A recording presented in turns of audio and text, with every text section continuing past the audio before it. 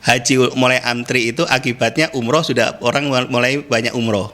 Jadi dari prosesi belajar itu tadi kita coba butuh waktu berapa lama gitu? Market baru itu kan selama ini kan identik kurma itu adanya di Ampel.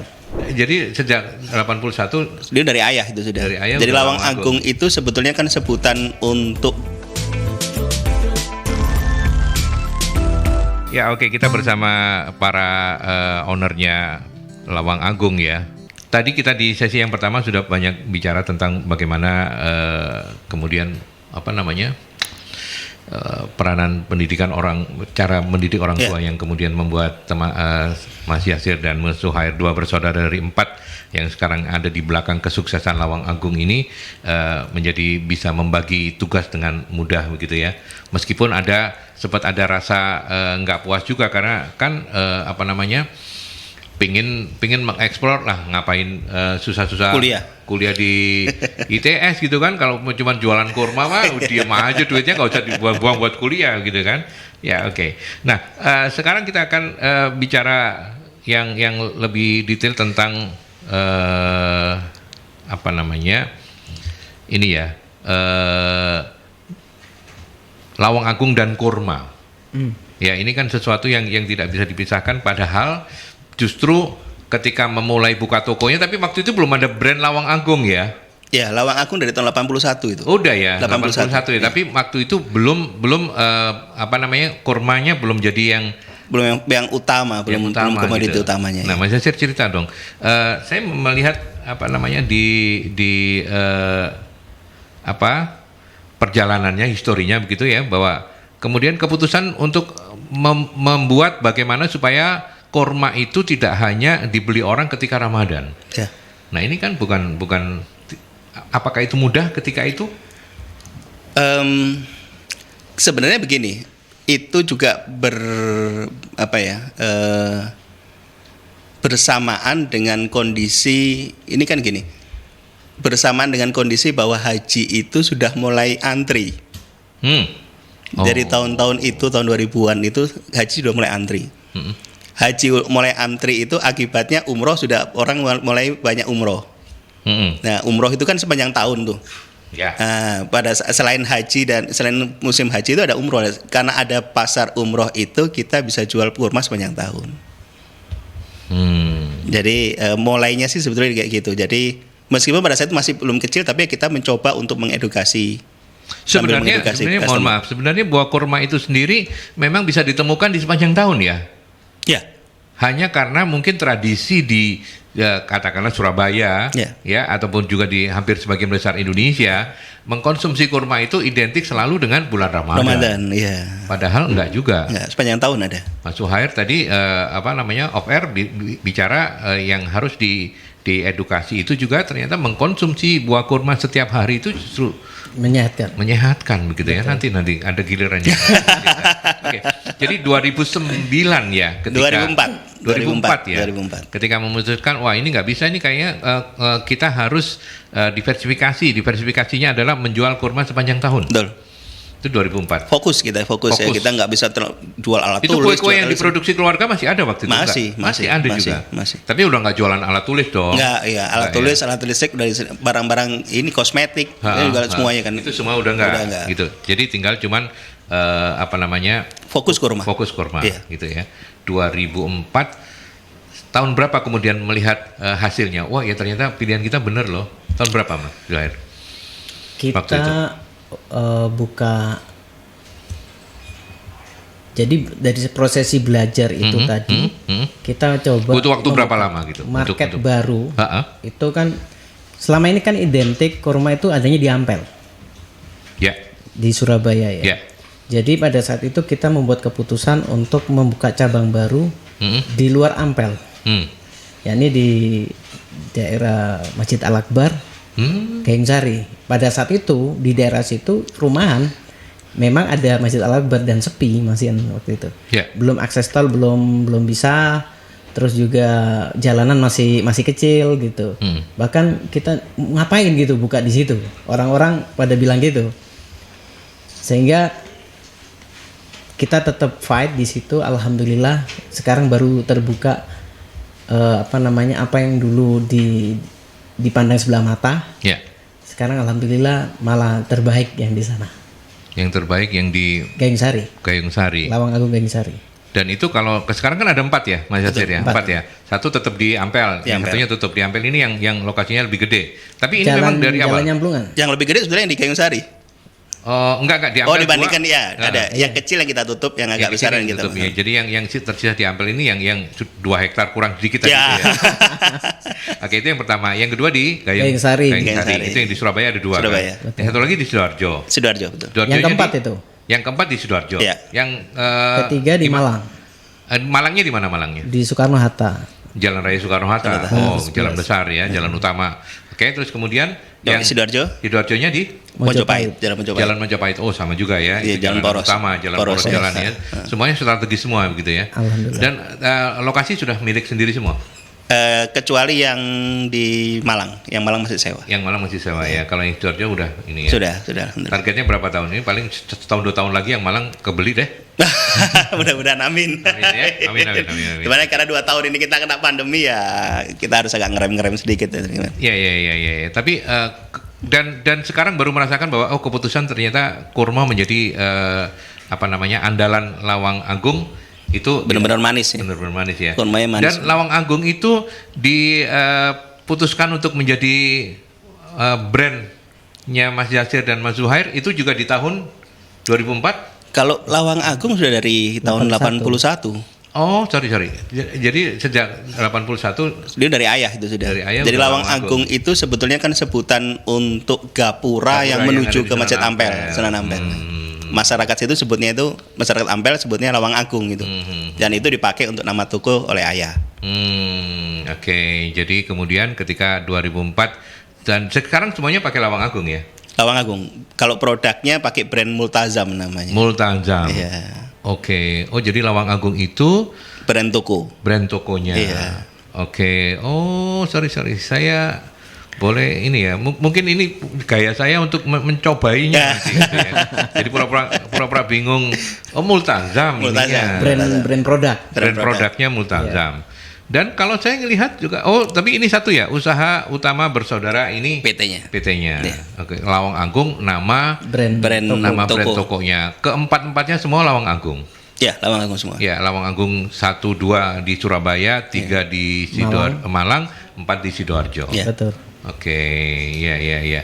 Dan kabarnya dulu setelah establish dengan kurma yang dijual sepanjang tahun, ada pengembangan juga untuk bikin ini ya, bisnis haji dan umroh ya. Oh iya, travel ya? Haji ya. Tahun berapa itu?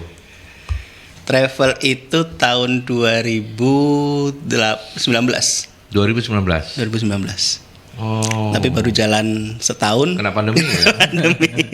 Tapi kan izinnya masih kan ya? Iya, masih. Dan umroh mudah-mudahan insya Allah setelah ini udah mulai bisa tumbuh lagi, bisa berjalan lagi. Sempat oke waktu itu bisnis ini? Travelnya tutup. Enggak, ketika jalan itu? Pada saat awal ya, masih awal ya, lumayan lah pada saat itu karena kita masih baru ya, baru tapi lumayan pada saat itu. Baru karena baru melangkah. Cuman pada saat tahun 2020 itu yang harusnya kita sudah mulai gas. Ya. Ya mulai Februari akhir ditutup, ya udah kita berhenti akhirnya. Berhenti. Tapi Mas Zuhair masih punya, kalau ngelihat dari pandangan matanya masih memendam keinginan untuk lihat ya, awas ya. Ketika pandemi sudah nggak ada, bisnis travelnya pasti akan moncer lagi. Amin, insya Allah. Kayak gitu ya. Betul. Masih. Jadi kita sekarang udah mulai jalan lagi kalau travel itu. Travel ya. Namanya travel Manzara. Manzara. Iya. Posisinya ada di lokasi travel ini di dalam outlet Gayung Sari, Lawang Agung Gayung Sari. Di situ sekalian di situ. Yeah. Lebih strategis ya. Kalau Ampel kan terlalu ke pinggir ya. Kalau Gayung Sari kan agak tengah juga gitu ya. Oke. Oh, di sana gitu ya. Oke. Dan mudah-mudahan selain kurma dengan brand Multazam dan juga travel ini, sempat coba bisnis yang lain? Belum. Jadi Karena kita fokus di kurma. Kurma ini kan kita ada 2 segmen sebetulnya bisnisnya. Itu ada retail, ada kita juga grosir. Kita itu mendistribusikan kurma ke Indonesia Timur ya. Indonesia Timur, Jawa Tengah, Bali, Lombok, Kalimantan. Itu sejak tahun berapa itu? Kalau itu dari tahun 2000, tahun 98, 97 itu sudah mulai. Awal memangnya kita itu memulai bisnisnya dari penjualan grosir. Tapi kita tahun 2010 itu 2009 baru kita mutusin kita fokus ke retail. Jualan di retail untuk dengan outlet, sistem outlet yang langsung justru dari awalnya malah main grosiran ya. Main grosiran ya.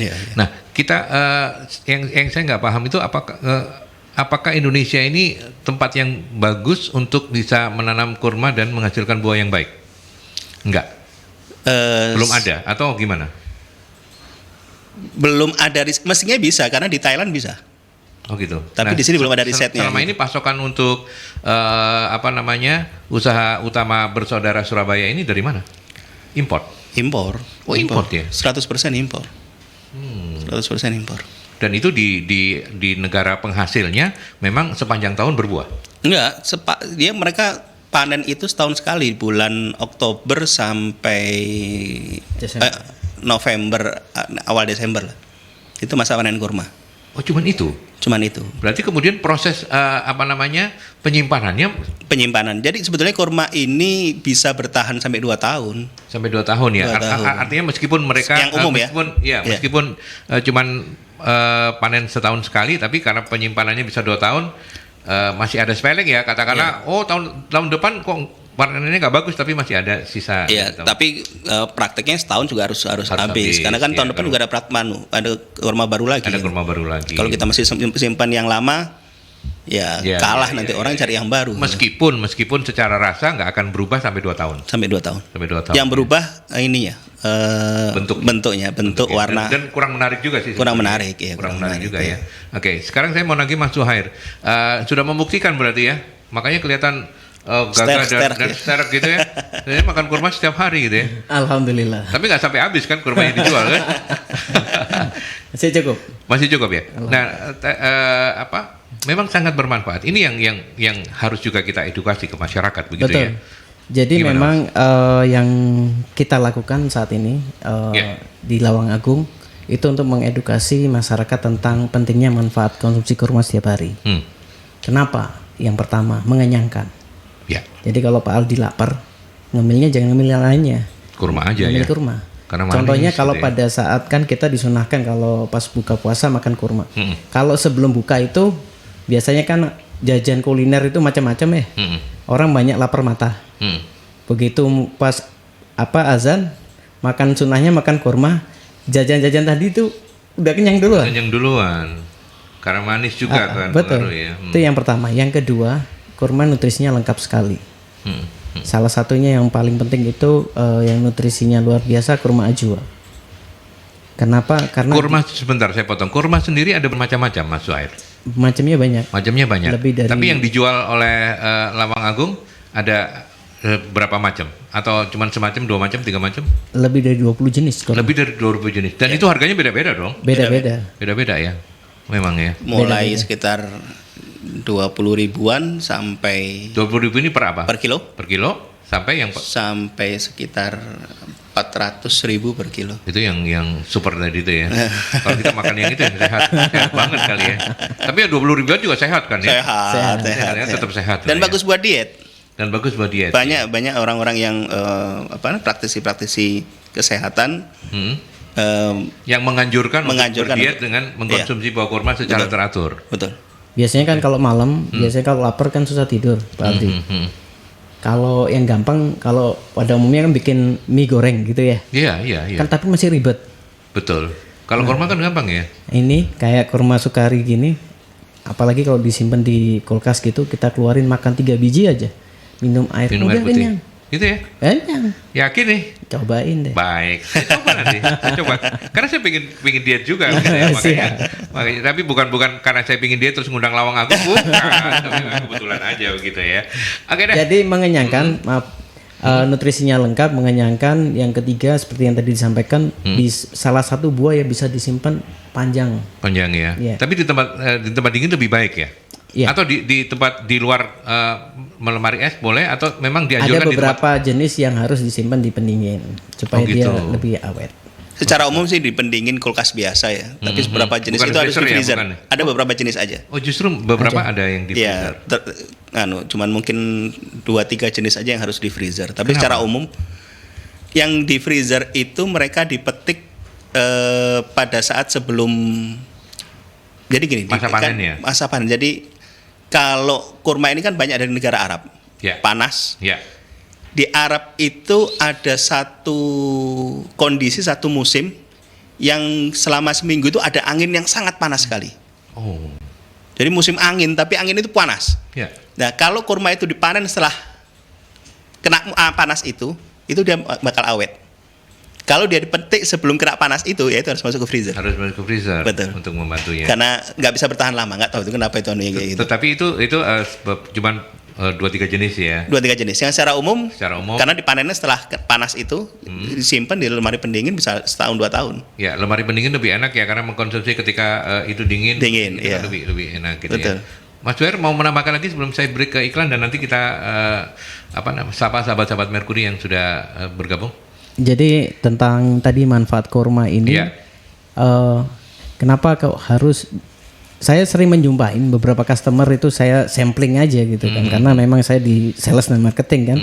Saya tanyain kapan terakhir makan kurma, rata-rata menjawab puasa. Saya tanya apakah mengerti tentang khasiat kurma, banyak yang nggak ngerti. Makanya itu saya kepingin masyarakat khususnya Surabaya dan umumnya Indonesia untuk mengkonsumsi kurma setiap hari. Setiap hari ya. 3 pagi, 3 siang, 3 malam. Insya Allah jauh lebih sehat gitu. Bukan hanya kurma ini jadi kebutuhan pada saat puasa aja, tapi setiap hari. Mau suguhan, mau ditaruh di mobil, di jalan lapar daripada fast food, mendingan makan ngemil kurma. Ngemil kurma. Oke, minumnya air putih aja cukup ya. Betul. Iya. Sudah cukup manisnya dari kurma. Manisnya dari kurma cukup, jangan berlebihan juga. Oke, baik, kita break lagi untuk iklan dulu, Mas Yasir dan Mas Joher. Nanti kita lanjutkan setelah pesan-pesan.